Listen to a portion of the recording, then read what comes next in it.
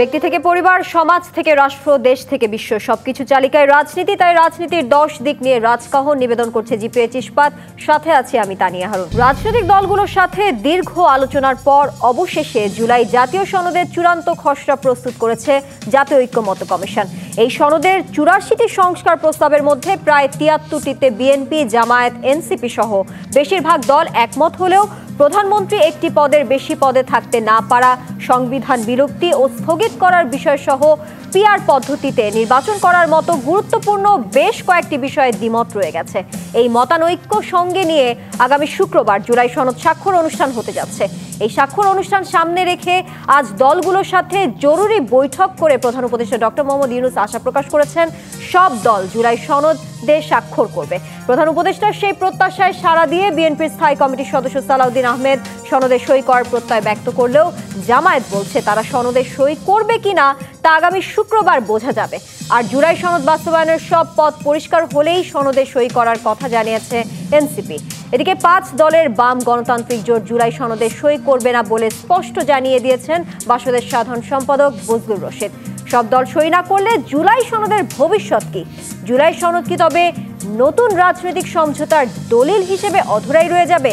এছাড়া প্রধান উপদেষ্টার জরুরি বৈঠকে জরুরি কি আলোচনা হলো, এসব নিয়ে আলোচনায় আজ রাজকাহন স্টুডিওতে আছেন বিএনপির কেন্দ্রীয় নির্বাহী কমিটির কোষাধ্যক্ষ ও সাবেক সংসদ সদস্য এম রশিদুজ্জামান মিল্লাত, আছেন বাসদের সহ সাধারণ সম্পাদক রাজিকুজ্জামান রতন এবং আছেন সাবেক সংসদ সদস্য গোলাম মাওলা রনি। আপনাদের তিনজনকে আজকে রাজকাহন স্টুডিওতে স্বাগত জানাচ্ছি। শুরুটা করতে চাই গোলাম মাওলা রনি আপনাকে দিয়েই। যেমনটা জানাচ্ছিলাম যে প্রধান উপদেষ্টা ডক্টর মোহাম্মদ ইউনূস আজ দলের নেতাদের সঙ্গে বৈঠক করেছেন। তিনি বলেছেন সব দল জুলাই সনদে স্বাক্ষর করবে বলে তিনি আশাবাদী। আপনার কি মনে হয় প্রধান উপদেষ্টার এই আশাবাদ আসলে বাস্তবসম্মত কিনা? বর্তমান রাজনৈতিক যে বাস্তবতা, সেখানে কি সত্যি সব দলের ঐক্যমত্য পৌঁছানো সম্ভব? যেখানে জামায়াত বলছে তারা সনদে সই করবে কিনা তা আগামী শুক্রবার বোঝা যাবে, অর্থাৎ একটি অনিশ্চয়তার কথা কিন্তু তিনি বলেছেন। এই বিষয়ে আপনার মন্তব্য কি? আমাদের প্রধান উপদেষ্টা খুব ভিশনারি একজন মানুষ, স্বপন বিলাসী। যেখানে মানুষ সুই ঢুকাতে পারে না তিনি অনায়াসে সেখানে উট ঢুকিয়ে দেন। অসাধারণ প্রতিভাধর একজন মানুষ তিনি। যেখানে আমরা সাধারণ মানুষ যেখানে কোনো কর্ম দেখতে পাই না, কারণ দেখতে পাই না, যেখানে কোনো প্রয়োজনই নেই, তিনি সেখানে সম্ভাবনা দেখতে পান। যেমন উনি হঠাৎ করে চলে গেলেন রোম সফরে। আমরা দেখলাম যে ইটালিতে ওনার কোনো কাজ নেই এবং সেখানে গিয়ে ইটালির প্রধানমন্ত্রী উনি এখানে বক্তব্য করছেন, ওনার সাথে দেখা সাক্ষাৎ না করে তিনি চলে গেলেন মিশরে। কিন্তু আসার পরে পেপারে দেখলাম যে তিনি ইটালি থেকে যুদ্ধ বিমান কিনবেন বা এরকম জিনিসগুলো আছে। তো এরকম মানে অসম্ভবকে সম্ভব করার যে তার অসাধারণ ক্ষমতা রয়েছে, ফলে তাকে দিয়ে সব কিছুই সম্ভব। তো কাজেই তিনি যেটা বলেছেন ফেব্রুয়ারি মাসে নির্বাচন হবেই, জরুরি বৈঠক ডেকেছেন এবং এই যে রাজনৈতিক দলগুলো তাদের মধ্যে অনৈক্য থাকা সত্ত্বেও আমাদের প্রধান উপদেষ্টা মহোদয়ের যে ম্যাগনেটিক পাওয়ার আছে, একটা প্রচণ্ড চৌম্বক শক্তি রয়েছে। সেই ম্যাগনেটিক পাওয়ারে ঠিক সে যেভাবে সূর্যের একটা মাধ্যাকর্ষণ শক্তি রয়েছে, সূর্যকে কেন্দ্র করে গ্রহ, নক্ষত্র, উপগ্রহগুলো ঘুরে, আমাদের রাজনৈতিক দলগুলোও কিন্তু উনি যখন ডাকেন ওনার সেই আহ্বানে সাড়া না দিয়ে রাজনৈতিক দলগুলোর যাকে বলা হয় কোনো উপায় থাকে না। তারা কি বলবো, মানে এটা মধুমক্ষিকা, ওখানে মৌচাক আছে এবং তার কাছে সব কিছু আছে। তিনি ডাকলে ওখানে সবাই যান। ফলে তাকে নিয়ে আমাদের ঐক্যমত্যের কোনো সমস্যা নেই। মানে ঐক্যমতের তিনটা অংশ। একটা হলো ঐক্যমত্য রাজনৈতিক দলের সাথে প্রধান উপদেষ্টার একদম 100% দ্বিতীয় ঐক্যমত্য হলো আলী রিয়াজ সাহেবের সঙ্গে রাজনৈতিক দলগুলোর ঐক্যমত্য, এখানে 50-50, মোটামুটি 50-50। আর থার্ড ঐক্যমত্য হলো রাজনৈতিক দলগুলোর মধ্যে জুলাই সনদ নিয়ে ঐক্যমত্য। এখানে আমার কাছে মনে হচ্ছে শূন্য। তো শূন্য, 50-50 আর 100%, এই তিনটে একত্র করলে কি ফলাফল হতে পারে এটাও আমরা বুঝতে পারছি যে ডক্টর মোহাম্মদ ইউনূস যিনি বলেছেন 100% যে এখানে ঐক্যমত্য হবে, আশা করছেন তিনি জুলাই সনদে সবাই স্বাক্ষর করবে। জামাত এক ধরনের কথা বলছে, এনসিপি এক ধরনের কথা বলছে, আর আমরা টকশো করছি। তো সেক্ষেত্রে শুক্রবার না আসা পর্যন্ত বলা যাচ্ছে না। এর কারণ হলো আমাদের যে বাংলাদেশের যে আকাশ, রাজনীতির আকাশ, এমনি আগে 24 ঘন্টা স্থির থাকতো না। আর এখন ডক্টর মোহাম্মদ ইউনূসের কল্যাণে মোটামুটি 1 ঘন্টাও স্থির থাকেন। 1 ঘন্টার মধ্যে এখানে অনেক কিছু গোলাম পাল্টে মাওলা যায় রানী, আর কি। আপনি প্রধান উপদেষ্টার এই যে বারবার বিদেশ সফর নিয়ে বেশ কিছু জায়গায় তার এই বিদেশ সফরের যৌক্তিকতা নিয়ে প্রশ্ন তুলেছেন। তার এই বিদেশ সফরে পরই কিন্তু আজকে এই অতি জরুরি বৈঠকটা ডাকা হয়েছে। আসলে আপনার কাছে জানতে চাই, এই অতি জরুরি বৈঠক নিয়ে আপনার মতামত কি? কি আসলে আলোচনার জন্য আসলে এই অতি জরুরি বৈঠক ডাকা হয়েছে, যার কারণে রাজনৈতিক দলগুলোর মধ্যে কিন্তু প্রথমে উদ্বেগ দেখা দিয়েছিল এই জরুরি বৈঠক নিয়ে? এখানে আসলে বিদেশ থেকে তিনি যে আসছেন, মূলত এই মুহূর্তে নানা রকম সংকট চলছে। আমি যদি সিরিয়াসলি বলি, সেটা হলো আপনি দেখছেন যে সেনাবাহিনীর কর্মকর্তাদের বিচারে নিয়ে সঙ্গত কারণে একটা উত্তেজনা, গুজব, ভুল বোঝাবুঝি হচ্ছে। 2 নম্বর হলো যে এটা নিয়ে আমাদের মূলধারার গণমাধ্যম, আমরা বাংলাদেশে বসে অনেক কথা বলছি না, ভাবছি না, কিন্তু দেশের বাইরে থেকে যারা ইউটিউবার রয়েছে তারা পুরো দেশটাকে এমনভাবে উত্তেজিত করে তুলছে, মনে হচ্ছে যে তারাই আসলে দেশটা চালাচ্ছেন। তো সেক্ষেত্রে ডক্টর মোহাম্মদ ইউনূস বিদেশ থেকে আসছেন। বিদেশ থেকে আসার কারণে উনি ক্লান্ত, বিধ্বস্ত এবং আমার দৃষ্টিতে হতাশাগ্রস্ত। কেননা উনি সেখানে গিয়েছেন, তার যে বডি ল্যাঙ্গুয়েজ, পোশাক, ড্রেস কোড সব কিছু মিলিয়ে মনে হচ্ছিল না যে সেখানে ভালো কিছু। বিশেষ করে সেখানে যদি ইটালির প্রধানমন্ত্রীর সঙ্গে তার একটা অন্তত অফিসিয়াল বৈঠক হতো, একটা সামান্য ফটো সেশনও যদি হতো, তাহলে উনিও প্রবোধ পেতেন, আমরাও একটু গর্ব করতে পারতাম যে আমাদের এই প্রধান উপদেষ্টা সেখানে গেছেন। দেখেন ডোনাল্ড ট্রাম্প কত সুন্দর তার সঙ্গে হ্যান্ডশেক করলেন, তাকে সুন্দরী বলে আখ্যায়িত করলেন। তো এরকম একজন ওয়ার্ল্ড ফেমাস প্রধানমন্ত্রীর সাথে যদি আমাদের প্রধান উপদেষ্টার একটা করমর্দনের ছবি হতো, তাহলে আমরা সান্ত্বনা পেতাম যে গেছেন। অথচ এই যাকে আমরা ফ্যাসিস্ট বলি, স্বৈরাচার হাসিনা বলি, এর আগে যেই কবারই উনি ইটালিতে গেছেন, এই ভদ্র মহিলার সঙ্গে তার অনেক কিছু আমরা দেখেছি। আবার ভবিষ্যতে যদি তারেক রহমান সাহেব হন, তার সাথেও যদি আবার দেখা যাচ্ছে এই ভদ্র মহিলার কোনো ছবি টবি বের হয়ে যায়, তো সেক্ষেত্রে এই ডক্টর মোহাম্মদ ইউনূসের যারা আমরা সারা জীবন তার ভক্ত অনুরাগী ছিলাম, তাদের জন্য এটা দুঃখ এবং বেদনার যে এত কষ্ট করে বিরাট একটা বহরণ ইটালিতে গেল, অথচ একটা ছবি ম্যানেজ করা গেল না। তো সেখান থেকে আসার পর মুখ রক্ষার জন্য বলেন আর সান্ত্বনা পাওয়ার জন্য বলেন, বা আমি আসছি, বিরাট একটা বিজয় নিয়ে আসছি, এই কনফিডেন্স দেখানো বলেন, তো এই জন্য একটা জরুরি বৈঠক তিনি ডেকেছেন। এবং আমি তো আগেই বললাম যে রাজনৈতিক দলের সঙ্গে তাদের একটা ম্যাগনেটিক পাওয়ার আছে, অসম্ভব চৌম্বক শক্তি আছে, এবং সবাই দৌড়ে তারা চলে গেছে। গোলাম মাওলা রানী, আপনার কাছে এই বিষয়ে আসবো। রাজিকুজ্জামান রতন, আপনার কাছে জানতে চাই, বাপ গণতান্ত্রিক জোটের সাধারণ সম্পাদক বজলুর রশিদ স্পষ্ট বলেছেন আমরা জুলাই সনদে সই করব না। এই প্রত্যাখ্যানের পেছনে আসলে রাজনৈতিক যুক্তি কি? তারা কি আসলে মানে সনদকে প্রতিষ্ঠানগত সংস্কারের চেয়ে রাজনৈতিক যে সমঝোতার দলিল হিসেবে দেখছে, এমনটা কিছু জায়গায় বলা হচ্ছে। আপনার এর পেছনে আসলে যুক্তিটা কি দাঁড়াবে, একটু বলবেন? গত রাতে নতুন করে আমাদেরকে পাঠানো হয়েছে সনদটা আবার, যেটার উপর স্বাক্ষর হবে 17 তারিখে। আজকে তড়িঘড়ি করে যে মিটিংটা ডাকা হয়েছিল, কেন এই মিটিংটা ডাকা হয়েছিল, কি আলোচনা হবে, কিছুই বলা হয়নি। সবাই বলেছে আসেন একটু জরুরি ভিত্তিতে। তা আমাদের দলের পক্ষ থেকে জরুরি ভিত্তিতেই যাওয়া হয়েছে, এবং গিয়ে যে বিষয়টা দেখা গেল যে ওই যে সনদের যে অঙ্গীকারনামা আছে, 7 দফা অঙ্গীকারনামা, তার 2 নম্বর দফায় আছে যে এই সনদ পূর্ণাঙ্গভাবে সংবিধানের তফসিল হিসাবে অন্তর্ভুক্ত হবে। তখন আমাদের কথা হলো, আচ্ছা 84টা বিষয় আলোচনা হয়েছিল, তার মধ্যে 19টা বিষয় ছিল সাংবিধানিক। এর মধ্যে কিছু বিষয়ে আমরা একমত হয়েছি, সবাই ঐক্যমত, কিছু বিষয়ে চূড়ান্ত বিরোধ আছে মূলনীতির বিষয়, আর কিছু বিষয়ে নোট অফ ডিসেন্ট আছে। এটা থাকা সত্ত্বেও কেমন করে আপনারা লিখতে পারেন যে পূর্ণাঙ্গভাবেই তফসিলে অন্তর্ভুক্ত হবে?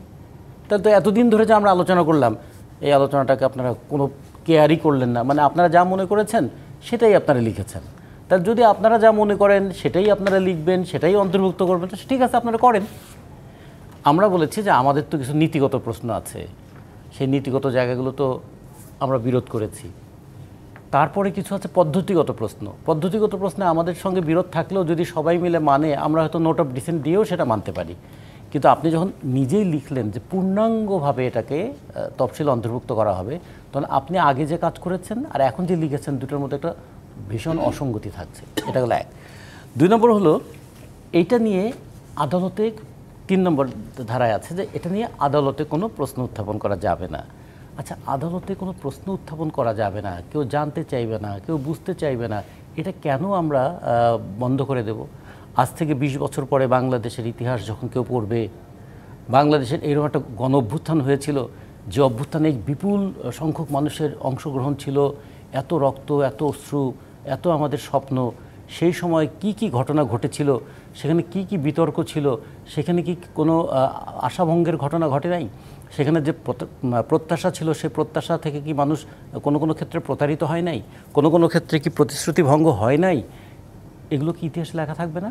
যেমন মুক্তিযুদ্ধের সময় যে আমাদের আশা ছিল, মুক্তিযুদ্ধের পর কি সব আশা আমাদের বাস্তবায়িত হয়েছে? হয় নাই। আমরা সেটা নিয়ে কি প্রশ্ন তুলি না যে মুক্তিযুদ্ধের চেতনা বাস্তবায়িত হয় নাই? মুক্তিযুদ্ধের চেতনা নিয়ে কেউ কেউ ব্যবসা করেছেন, মুক্তিযুদ্ধের চেতনাকে কেউ কেউ তার ক্ষমতায় থাকার সিঁড়ি হিসেবে ব্যবহার করেছেন, এবং মুক্তিযুদ্ধের চেতনা দিয়ে অন্যের কণ্ঠরুদ্ধ করার চেষ্টা করেছেন। এগুলো আমরা বলি না? তাহলে জুলাই চেতনা নিয়ে ইতিমধ্যে যে ঘটনাগুলো ঘটছে, এগুলো নিয়ে কি আমরা কথা বলতে পারবো না? এগুলো নিয়ে কি আদালতে যেতে পারবো না কখনো? তাহলে এইটাও যদি এখন অন্তর্ভুক্ত থাকে, তাহলে কি দাঁড়ালো? তার মানে এমন একটা জিনিস তৈরি করা হলো যে আপনারা এটা মানলে ভালো, না মানলেও ভালো, আমরা আমাদের কাজ করেছি, এইরকম যদি অ্যাটিটিউড হয়, তার মধ্যে সেই জিনিসে স্বাক্ষর করা না করা আমাদের কিছু আসে যায় না। এক আর একটা বিষয় দেখুন, খুবই তাৎপর্যপূর্ণ, 84টা পয়েন্টে আলোচনা হয়েছে, কিন্তু তারপরে যে বিষয়ে আলোচনা হয়নি সেগুলোও দেখি পরে অন্তর্ভুক্ত হয়ে যাচ্ছে। তো এটাও তো একটা, এটা বলবো স্ট্রেপ একটা এক ধরনের প্রতারণা, শুধু একটা অনৈতিকও বটে, কারণ এটা তো আপনি আলোচনা করেননি। আচ্ছা, তারপরে আরেকটা বিষয় হলো, তফসিলে যখন এটাকে আপনি অন্তর্ভুক্ত করবেন, জুলাই সনদকে তফসিলে অন্তর্ভুক্ত করবেন, ওয়েল, কিন্তু এই জুলাই সনদকে তফসিলে অন্তর্ভুক্ত করতে গিয়ে আমাদের মুক্তিযুদ্ধের যে ঘোষণা এবং মুক্তিযুদ্ধের যে প্রোক্লামেশন অফ ইন্ডিপেন্ডেন্স, এগুলো কি তাহলে রিপ্লেসড হয়ে যাবে এটা দিয়ে? যেমন ধরুন, আমাদের প্রত্যেকের জীবনের একটা ইতিহাস থাকে, একটা রাষ্ট্র এবং সমাজেরও একটা ইতিহাস থাকে। আমার একটা কৈশোর আছে, আমার একটা যৌবন আছে, আমার একটা প্রৌঢ়ত্ব আছে। আমি তো আমার এখন প্রৌঢ়ত্বে এসেছি বলে আমার যৌবনকে বাদ দিয়ে দিতে পারি না। ফলে আজকে বাংলাদেশের 53 বছর বয়সে আমি কি বাংলাদেশের স্বাধীনতা যুদ্ধের সেই গৌরব উজ্জ্বল ইতিহাসটাকে বাদ দিতে পারি কোনোভাবে? পারি না তো। আওয়ামী লীগের দুঃশাসনের কারণে মুক্তিযুদ্ধের 30 লক্ষ মানুষের জীবনকে তো আমি উপেক্ষা করতে পারি না, কিংবা পাকিস্তানি দুঃশাসনটা এখানে তো জায়েজ হয়ে যায় না। যেমন পাকিস্তানিরা দুঃশাসন প্রতিষ্ঠা করেছিল বলে ব্রিটিশ বিরোধী আন্দোলনটা, সেটাকে আমরা বাতিল করে দেই না। ব্রিটিশ বিরোধী স্বাধীনতার আন্দোলন, সেটার মধ্য দিয়ে আমরা যে স্বাধীনতা পেয়েছিলাম, সেই স্বাধীনতা তো পাকিস্তানিরা তার সঙ্গে চরম দ্বিচারিত করেছিল, সে কারণে তো আবার আমাদের মুক্তিযুদ্ধের জন্য লড়াই করতে হয়েছে। ফলে একটা রাষ্ট্রের হিস্ট্রির একটা কন্টিনিউটি থাকে, ডেভেলপমেন্ট অফ হিস্ট্রি থাকে, ডায়নামিক অফ হিস্ট্রি থাকে। ফলে আমাদের 71কে বাদ দিয়ে পরের কিছু হয় না, বরঞ্চ 71-এর মধ্য দিয়ে যে বাংলাদেশ হয়েছে, সেই বাংলাদেশে 90-এর অভ্যুত্থান হয়েছে, সেই বাংলাদেশে 24-এর অভ্যুত্থান হয়েছে। মানে 71-এর অপূর্ণ স্বপ্নগুলোকে বাস্তবায়ন করবার জন্য বারবার মানুষ রাস্তায় নেমেছে। ফলে আপনি যদি এটাকে রিপ্লেস করার কথা বলেন, তাহলে সেই ক্ষেত্রে আমাদের কথা আপনারা 2 দিন পর বলতে পারেন আপনাদের কি আছে, আপনারা স্বাক্ষর করলেই কি না করলেই কি, ঠিক আছে, আমরাও তাহলে বলবো আমাদের স্বাক্ষর করলেই কি না করলেই কি, যদি হয় করলাম না স্বাক্ষর। এইরকম জায়গায় কিন্তু আমাদেরকে ঠেলে দেওয়া হয়েছে। আমরা মনে করি, আমরা সবাই চাই অভ্যুত্থানের চেতনার বিপক্ষে যেন বাংলাদেশ না যায়, এত সংগ্রাম, এত ত্যাগ, এটাকে যেন কেউ না করে। আর একটা খুবই ছোট্ট কথা বলে আমি শেষ করি, ছোট্ট একটা দূরভিসন্ধিও লক্ষ্য করা যাচ্ছে। নানা ধরনের বিতর্কমূলক পরিবেশ তৈরি করে জাতীয় ঐক্যমত্য পরিষদ এটা কি শেষ পর্যন্ত জাতীয় দ্বিমত তৈরির প্রতিষ্ঠানে পরিণত হলো? এই প্রসঙ্গটা আসবো রাজিকুজ্জামান রতন, এই যে দ্বিমত পোষণ নিয়ে আপনার যে মন্তব্য, সেটা ঘিরে আসবো, কিন্তু তার আগে একটু এম রশিদুজ্জামান মিলাত আপনার কাছে যেতে চাই। বিএনপি মহাসচিব মির্জা ফখরুল ইসলাম আলমগীর বলেছেন, জাতীয় নির্বাচনের আগে গণভোটের একটাই লক্ষ্য, নির্বাচন বিলম্বিত করা। আমরা প্রকৃতপক্ষে এতে রাজি ছিলাম না, কিন্তু গ্রেটার ইউনিটির স্বার্থে সমর্থন দিয়েছি। আসলে এই বক্তব্যের একটু মানে জানতে চাই, যে আসলে বিএনপি কি বাধ্য হয়ে ঐক্যের নামে একটি প্রক্রিয়ায় রাজি হচ্ছে, যেটা আসলে আপনারা নিজেরাই বিশ্বাস করেন না? হঠাৎ মানে এই প্রসঙ্গ কেন? ধন্যবাদ আপনাকে, ধন্যবাদ আমাদের 2 জন সহ আলোচক এবং আমার খুব প্রিয় মানুষ 2 জন। আমি প্রথমে আগে মিরপুরে আগুনে আহত ও নিহতদের প্রতি সমবেদনা জানাই, তাদের পরিবারের প্রতি, কারণ এটা অনেকগুলি লোক কিন্তু নিহত হয়েছে এবং হতে হয়েছে। আপনি যে কথাটা বললেন জুলাই সনদের ব্যাপারে, আমরা আমাদের মহাসচিব কেন বলেছেন এই কথাটা, এটা আমার ধারণা হলো যে আসলে জুলাই সনদটা কিন্তু আলটিমেটলি এখন আমরা স্বাক্ষর করলেও এটাকে আপনার আইনগত দিকগুলি কিন্তু বিবেচনা করে পার্লামেন্টেই আপনার এটাকে সিদ্ধান্ত গ্রহণ করতে হবে। তো তো সেই ক্ষেত্রে আমাদের মহাসচিব হয়তো বলেছিলেন যে আমরা তো এটা পার্লামেন্টে করতে পারতাম, এখন কেন? এখন গণভোটের জন্য যে সবাই মিলে ঐক্যমত কমিশনে যারা ছিল তারা গণভোটটা আগেই করতে চাচ্ছিলেন যে আসলে এই জুলাই সনদের পক্ষে লোকজন আছে কি নাই এই জিনিসটা জানার জন্য আমাদের আগেই, এখন তো জামাত ইসলাম বলছে যে নভেম্বরে করার জন্য গণভোটটা। গণভোটটা করলে কি হবে? কারণ দেখুন গণভোটে একটা জিনিস আমি খুব আমার কাছে মনে হয় আর কি, আমার কথা এটা, যে গণভোট যে আপনার ধরেন আপনার গণভোটে আমরা পরে রাজি হয়েছি এই জন্য আপনি যেটা বললেন যে হ্যাঁ ঐক্যমতের স্বার্থে অনেকগুলি বিষয়ে ছাড় দিতে হয়েছে। যেমন আমরা চাই যে আমাদের নেতা জনাব তারেক রহমানও তিনি চান যে সবাইকে নিয়ে ঐক্যবদ্ধভাবে দেশটা গড়া, যেটা রতন ভাই বললেন যে আমাদের জুলাই যে এই অভ্যুত্থানের যে আমাদের স্পিরিট এটা যাতে নষ্ট না হয়। এই নষ্ট না হওয়ার কারণে অনেকগুলি বিষয় একটা বড় দল হিসাবে, বৃহৎ দল হিসাবে আমরা কিন্তু কম্প্রোমাইজ করছি আর কি। কম্প্রোমাইজের মধ্যে এটাও পড়ে যে আপনার এই জুলাই সনদ এটা আমরা কিন্তু স্বাক্ষর সবাই করতে চেয়েছি এবং কিছু কিছু ক্ষেত্রে নোট অফ ডিসেন্ট দেওয়া হয়েছে। যেমন দেখেন প্রথম দিকে কথা ছিল যে একটা প্রধানমন্ত্রী পরপর 2 বারের বেশি হতে পারবে না, কিন্তু মাঝখানে বাদ দিয়ে কিন্তু আবার হতে পারতো, এরকম একটা প্রপোজাল ছিল। কিন্তু ঐক্যমত কমিশনের সবাই মিলে এমনভাবে ধরলো যে না 10 বছরের বেশি বা 2 বারের বেশি প্রধানমন্ত্রী একজন ব্যক্তি হতে পারবেন না। সেক্ষেত্রেও কিন্তু আমরা কম্প্রোমাইজ করেছি।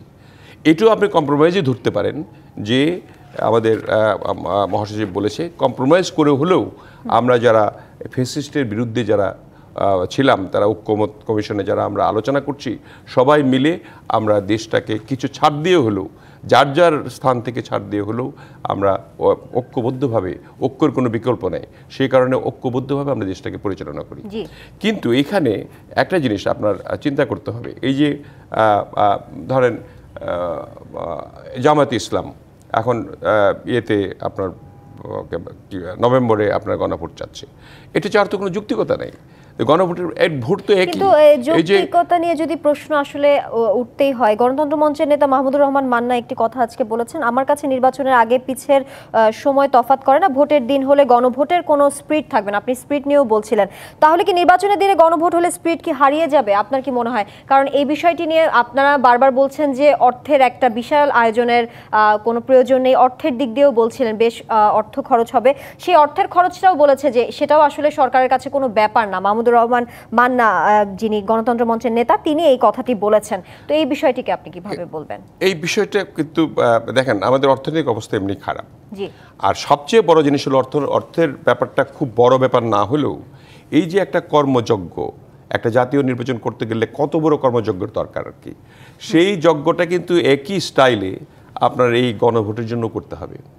কিন্তু আমি আসলে জানতে চাচ্ছি গণভোটের যে মানে সেই প্রসঙ্গে আসবো, জামায়াত যে চায় যে নভেম্বরে হোক, হ্যাঁ নভেম্বরে হোক, আপনারা চাচ্ছেন নির্বাচনের দিনই গণভোট হোক, আসলে কারণটা ডিফারেন্সটা কি এটা জানতে চাচ্ছি। এই বিষয়টা নিয়ে আসবো, একটি বিরতি নিয়ে ফিরছি। জিপিএইচ ইস্পাত নিবেদিত রাজকাহনের এই পর্যায়ে বিরতি নিচ্ছি, সঙ্গেই থাকুন। আমন্ত্রণ আরও একবার জিপিএইচ ইস্পাত নিবেদিত রাজকাহনে। এম রশিদুজ্জামান মিল্লাত, বিরতির আগে আপনার কাছে ছিলাম ঠিক এই বিষয়টা নিয়ে, নির্বাচনের দিন গণভোট হওয়া কি না হওয়া নিয়ে। জামায়াত যেমন বলছে নির্বাচনের দিন একই সঙ্গে গণভোট হলে সনদের বিষয়টি চাপা পড়ে যাওয়ার সম্ভাবনা আছে এবং জনগণের আসলে এই সনদ নিয়ে দীক্ষা কতটুকু আছে এই বিষয়টি নিয়ে প্রশ্ন উঠেছে। এখন আপনাদের কি মনে হয় আসলে কি সনদের বিষয়টি চাপা পড়ে যাবে কিনা? ভোটার কি তখন প্রতীকের দিকে বেশি মনোযোগী হবে না জাতীয় সনদের প্রতি? এই বিষয়টি জামাত থেকেও বলা হয়েছে, আপনার মন্তব্য জানতে চাই। আচ্ছা দেখেন, একটা তো আছে আমরা কেন বলেছি, আমরা বলেছি যে কয়েক হাজার টাকা খরচ করার কোনো প্রয়োজন নাই, আমাদের অর্থনৈতিক অবস্থা এমনি খারাপ, এটা একটা দিক। হ্যাঁ, কয়েক হাজার কোটি টাকা, হ্যাঁ, এবং আপনার এই একই দিনে এই কয়েক হাজার কোটি টাকা দিয়ে আপনি দুইটা ইলেকশনই করতে পারতেছেন, আপনি গণভোটে নিতে পারছেন, জাতীয় সংসদের নির্বাচনও করতে পারছেন। ওরা চাচ্ছে ধরেন আপনি কথার কথায় গণভোটে যদি 10-15% লোক ভোট দেয় তাহলে কি হবে? তার মানে আপনার সেখানে তো হা না ভোট দেওয়ার জন্য মানুষ পাগল না, সনদ বুঝেই না অনেকেই। আর বলবে যে এটা কি ভোট দিতে যাব, কি করব না করব। এতে করে কিন্তু ভোটের সংখ্যাটা কমে যাবে। তাতে করে হবে কি, ধরেন 70% লোক ভোটই দিল না বা 80% লোক ভোটই দিল না, তাতে সনদের পক্ষে হাঁ বা নাতে হাঁ ভোটে পড়লো 20%। এবং সেখানে তাহলে কি হলো, 80% লোক তাহলে সনদ চায় না, এটা তো আমি বলতে পারি। তো এটাও একটা মানে কারণ হতে পারে আর কি। আমাদের দিক থেকে আমরা বিবেচনা করে দেখেছি যে যদি একটা গণভোটে যদি সেই দিনই হয় আপনার জাতীয় নির্বাচনের সঙ্গে, তাহলে জাতীয় নির্বাচনের যে প্রার্থীকে ভোট দেওয়ার জন্য আসবে তারা তো অনেক ভোটাররা আসবে। এবার আশা করা যায় যে 80% লোক ভোট দিবে, 85% লোক ভোট দিবে, বা পারলে পরে 90% হতে পারে, কারণ অনেক দিন থেকে মানুষ ভোট দেয় না। সে ভোট দিতে গেলে যখন 2টা ব্যালট পাবে তখন তো ডেফিনেটলি তারা সনদের ভোটটাও দেবে, হ্যাঁ দেখ বা না দেখ, সেটার আমার বিশ্বাস হাতেই সম্ভবত বেশি ভোট দেবে।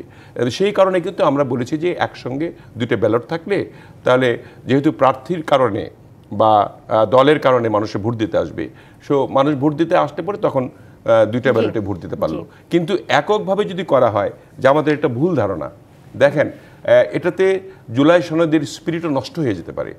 ধরেন আপনি যা নভেম্বরে ভোটটা দিলেন, আপনার কাকে আমাদের খেপায় দিলেন, মানে আমরা এটা চাইলাম না, আপনারা জোর করে দিলেন, তাহলে বিএনপি আমরা না ভোট দিলাম ধরেন, বা আমরা বাম দল বা সবাই মিলে, কথার কথা বলছি, না ভোট দিলেন।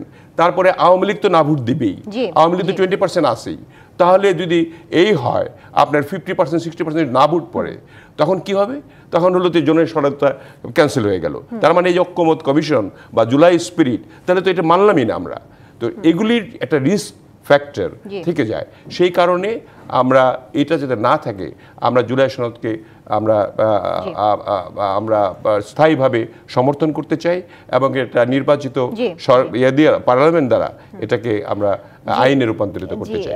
রাজিকুজ্জামান রতন, আপনার কাছে একটু জানতে চাই, জাতীয় ঐক্যমত্য কমিশনের কিছু সূত্র বলছে পরিস্থিতি ঘোলাটে হচ্ছে কারণ ধর্মভিত্তিক দলগুলোর ভূমিকা আছে, জাতীয় নির্বাচন পেছালে তাদের সুবিধা। এই বিশ্লেষণ আসলে কতটা গ্রহণযোগ্য আপনি মনে করেন? আসলেই কি আসলে মানে এই ধর্মভিত্তিক যে দলগুলোর কথা বলছে তাদের সুবিধা আছে কিনা? সত্যি কি নির্বাচন পেছালে তাদের জন্য আসলে ভালো কিনা, মানে তারা কি এটাই চাচ্ছেন কিনা? ঠিক ধর্মভিত্তিক বা ধর্মভিত্তিক নয় এরকম না বলে বলতে হবে, যারা এখন অন্তর্বর্তীকালীন সরকারের স্নেহের ছায়ায় আছে, তার মানে সহযোগিতা নিয়ে আছে, অথবা যদি বলি যে তাদের নেক নজর যাদের উপর আছে, তারা চাইবেন এই সরকারটা প্রলম্বিত হোক। আমরা মাঝখানে দেখেছি না, কেউ কেউ নাকি এরকম বলেছেন যে এই সরকার 50 বছর পর্যন্ত থাকুক।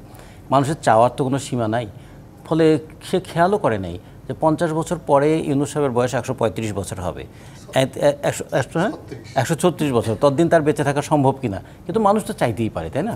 কিন্তু মানুষের চাওয়াটা সমস্যা না, সমস্যা হচ্ছে মানুষের চাওয়াটাকে যদি কেউ নিজে নিজে বলতে শুরু করেন, তখন বুঝতে হবে মনের গোপনে এইরকম আশা উকি দিচ্ছে কি তার। ফলে এগুলো একটা বিষয়। 2 নম্বর হলো, নির্বাচন ছাড়া অন্তর্বর্তীকালীন সরকার তার ক্ষমতাটা ছাড়বেন কি দিয়ে বলুন তো? অন্তর্বর্তীকালীন সরকার এসেছিলেন একটা অভ্যুত্থানের মধ্যে দিয়ে, তাহলে অন্তর্বর্তীকালীন সরকারকে অপেক্ষা করবেন আর একটা অভ্যুত্থানের মধ্যে দিয়ে ক্ষমতা ছাড়ার জন্য? তাহলে সবচেয়ে যদি বলি নিরাপদ সম্মানজনকভাবে ক্ষমতা হস্তান্তরের একটাই তো পথ আছে, নির্বাচন। এবং নির্বাচনটা যত দ্রুত হয় তত একটা জবাবদিহিমূলক সরকার প্রতিষ্ঠিত হয়, এই একটা বিষয় আছে। আর একটা বিষয় খুব গুরুত্বপূর্ণ, যে গণভোটের প্রশ্নটা যখন এসেছে, আমাদের অতীত অভিজ্ঞতাটা কী বলে? পর্যন্ত 3টা গণভোট হয়েছে না? একটা হলো 77 সালে, একটা 85 সালে, আর একটা হলো 1991 সালে। 77 সালে কিন্তু জিয়াউর রহমান আসার 2 বছর পরে ওই গণভোটটা হয়েছে, হ্যাঁ, শাহানা ভোট। 85 সালেও তাই, এরশাদ ক্ষমতায় আসার 3 বছর পরে এই ভোটটা হয়েছে। আর 91 সালের ঘটনাটা দেখুন, রাজনৈতিক দলগুলো সবাই একমত হলো যে আমরা প্রেসিডেন্সিয়াল ফর্ম অফ গভর্নমেন্ট থেকে পার্লামেন্টারি ফর্ম অফ গভর্নমেন্টে যাব।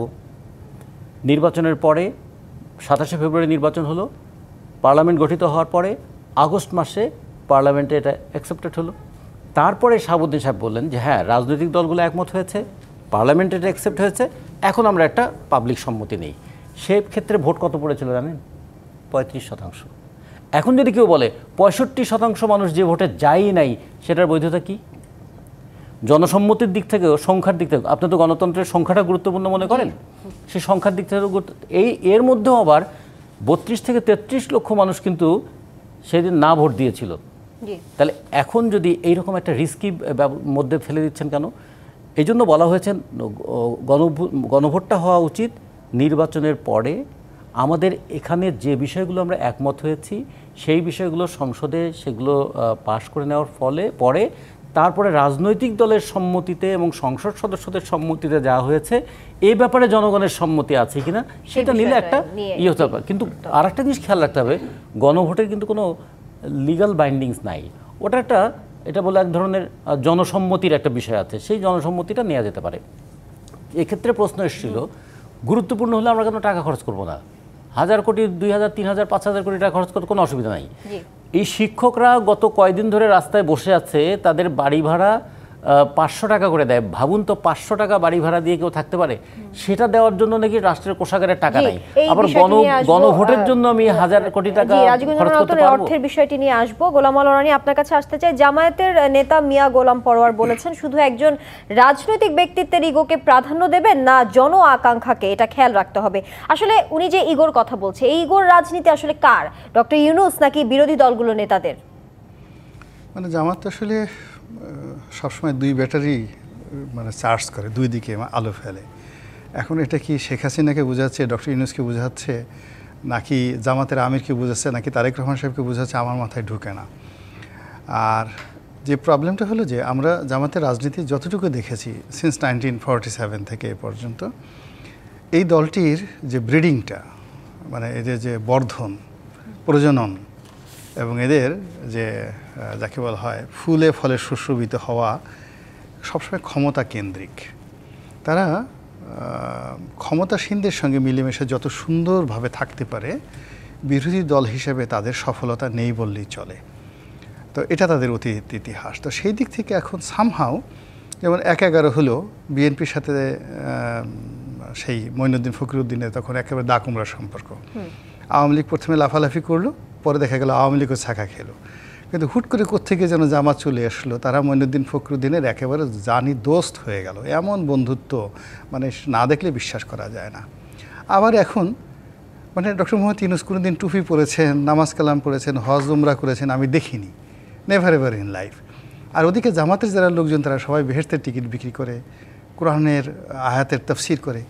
তো এরকম একজন প্রগতিশীল মানুষ, উন্নত বিশ্বে যার অনেক পরিচিতি আছে একজন সেকুলার মানুষ হিসাবে, তারপরে আরও কী সব সংগঠন আছে, সেই সংগঠনের আবার তিনি ওই দেশের উদ্যোক্তা সমর্থক, এগুলো আমার মুখেও নাউজুবিল্লাহ বলতে হবে ওইগুলার। তো এইরকম একজন মানুষের সঙ্গে জামাতের এত যে বন্ধুত্ব, মানে এত যে রসাত্মক বন্ধুত্ব, রসায়ন, এটা কি করে হলো আমি এটা বুঝতে পারি না। তো এটার মূল ব্যাপার হলো যে এখন এই যে ডক্টর মোহাম্মদ ইউনূসের সঙ্গে গত 14টি মাসে তাদের যে রসায়ন, কোনটা যে ডক্টর ইউনূস আর কোনটা যে গোলাম পরোয়ার, আর কোনটা যে ডক্টর মোহাম্মদ ইউনূস আর কোনটা যে আমিরে জামাত, আমি বুঝতে পারি না। মনে হয় যেন এক। আবার মাঝে মধ্যে তাদের মধ্যে কিছু অভিনয় হয় যে আমি দাঁড়াবো তুমি বসে পড়বা, তুমি বসে পড়বা আমি দাঁড়াবো, এরকম কিছু মান অভিমান হয়। কিন্তু দিন শেষে আবার তাদের মধ্যে অনেক খাতির, প্রচণ্ড খাতির। তো সেই দিক থেকে তাদের যে ব্যাটারি বা ব্যাটারি যে চার্জ কোন থেকে যাচ্ছে এটা আমি বুঝতে পারছি না। মূল ব্যাপারটা হলো রতন ভাই যেটা বললেন, আপনার কি মনে হয় নির্বাচন বিলম্ব হলে তাদের আমি রতন ভাইয়ের কথাই বলতেছি, মানে তাদের মূল ব্যাপার হলো যে এখন যদি আন্দোলন হয়, তারা তো অতীতে কখনো আন্দোলনে ছিল না। আপনি যদি বিএনপির কাছ থেকে এ যাবৎকালে সবচেয়ে বেশি বেনিফিট পেয়ে থাকেন, ওটাকে বলা হয় জামাত বিএনপি জোট সরকার। গোলাম আল রানী, এই যে জামাতের বেনিফিট নিয়ে বা কিংবা বিভিন্ন সময়ে জামাতের সুবিধা কি আসলে নির্বাচন বিলম্ব হলে, এই প্রসঙ্গ নিয়ে বিরতির পরে আপনার কাছে আসছি। একটি বিরতি নিয়ে ফিরছে জি পেজ ইস্পাত নিবেদিত রাজকাহন থেকে। এই পর্যায়ে আবারও বিরতি নিচ্ছি, সঙ্গেই থাকুন। আমন্ত্রণ আরও একবার জি পেজ ইস্পাত নিবেদিত রাজকাহনে। গোলাম আল রানী, বিরতির আগে আপনি বলছিলেন অর্থ ব্যয় আরও অনেক প্রসঙ্গ তুলেছেন। এক দল চাচ্ছে আসলে গণভোট হলে নির্বাচন পেছাবে, আরেক দল বলছেন আগে না হলে সনদ হারাবে। আপনার দৃষ্টিতে এই দুই দলের যে বিভিন্ন দৃষ্টিকোণ থেকে যদি দেখা হয়, তাহলে জনগণের স্বার্থ কথা, এই তর্ক কি আসলে জনগণের জন্য নয়, নাকি রাজনৈতিক অস্তিত্ব টিকিয়ে রাখার একটি যুদ্ধ? শোনেন, এখানে কতগুলো রাজনৈতিক দল আছে, যেমন রতন ভাইদের মতো দল, যেগুলো তারা আসলে ক্ষমতায় যাবে, মন্ত্রী হবে, ডাজ নট ম্যাটার। তাদের ইমেজটা হলো তারা জনগণের জন্য একটা আদর্শিক রাজনীতি করে। তো তারা তাদের নীতি নৈতিকতার বাইরে আসলে কোনো চিন্তা ভাবনা করে না। এরকম দেয়ার আর মোর দ্যান 6 or 7 পার্টিস যারা কখনোই জন্মের পর থেকে এখন পর্যন্ত ক্ষমতা কেন্দ্রিক রাজনীতি করেনি। তারা তাদের আদর্শ নিয়ে 10 জন হোক, 12 জন হোক, 50 জন হোক, তারা তাদের আদর্শ করে যাচ্ছে। বিএনপি আওয়ামী লীগের মতো যে বড় দুটো রাজনৈতিক দল, তারা ক্ষমতায় যাবে এবং তারা কোনো কথা যদি জাতির কাছে বলতে হয় তাহলে তাদেরকে সেই কথা রক্ষা করতে হবে, এই কমিটমেন্ট তাদের আছে।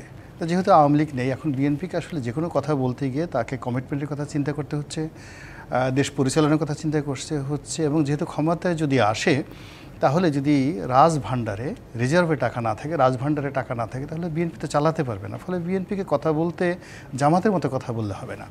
2 নম্বর হলো যে বিএনপি যদি পরাজিত হয়, এই মুহূর্তে যদি কোনো কারণে আবার আওয়ামী লীগ ফিরে আসে, সবচেয়ে বেশি মার খাবে কারা? ডলার সেটা একদম সোজা হয়ে যাবে বিএনপি। আর জামাত সেখানে দেখবেন আবার ব্যাটারি উল্টো দিকে লাগিয়ে কীভাবে যে মোলাকাত করে ফেলছে তলে তলে, আপনি টেরই পাবেন না।